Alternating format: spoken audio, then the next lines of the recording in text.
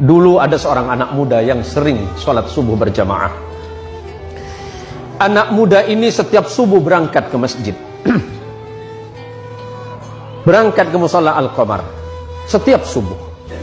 Sebelum berangkat subuh dia mandi dulu di rumahnya, memakai pakaian yang baru, memakai harum-haruman.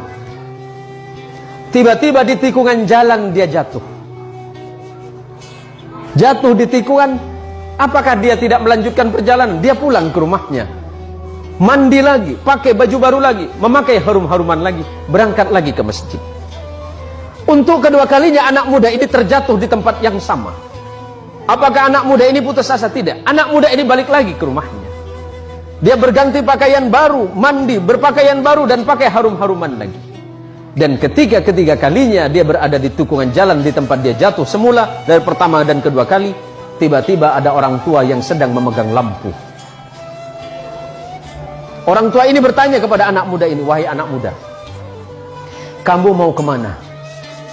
"Saya mau ke masjid, Pak. Saya mau sholat subuh." "Iya, dari tadi saya melihatmu dari jauh, engkau jatuh. Tapi setelah itu engkau pulang lagi, kemudian kembali lagi, jatuh lagi, dan kemudian engkau pulang lagi untuk yang ketiga kalinya. Jadi bagaimana, Pak?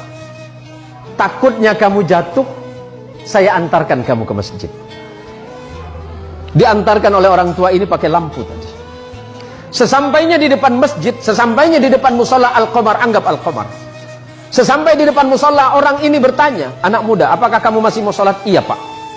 "Apakah Bapak mau sholat dengan saya?" "Tidak." "Kenapa Bapak nggak mau sholat, cuma mengantarkan saya?" "Iya, karena memang tugas saya hanya ingin mengantarkanmu ke masjid ini." "Bapak kenapa nggak mau sholat?" Orang ini berkata, "Karena aku adalah syaitan." "Kenapa, Pak? Kok bisa?" "Iya. Hei anak muda, kamu tahu tidak yang menjatuhkanmu 1 kali dan 2 kali itu siapa? Itu saya." "Bapak siapa?" "Saya setan." "Tapi kenapa kalau memang Bapak setan masih mengantarkan saya ke masjid ini?"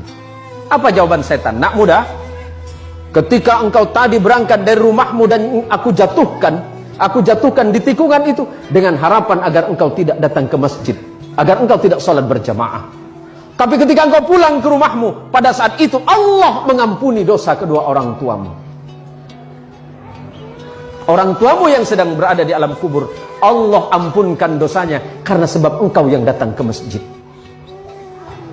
Yang kedua kalinya, ketika aku jatuhkan dengan harapan agar engkau tidak ke masjid, pada saat itu engkau kembali lagi, dan pada saat kembali itulah Allah mengampuni tetanggamu yang sedang tertidur pulas dalam keadaan tidak sholat. Tapi kenapa Bapak seton? Anggap Bapak seton. Ada namanya mirip, Pak?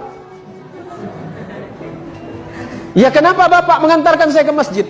Kalau seandainya aku menjatuhkanmu ketiga kalinya dan tidak mengantarkanmu ke masjid, maka niscaya orang satu kampungmu itu diampuni dosanya oleh Allah karena sebab perbuatanmu."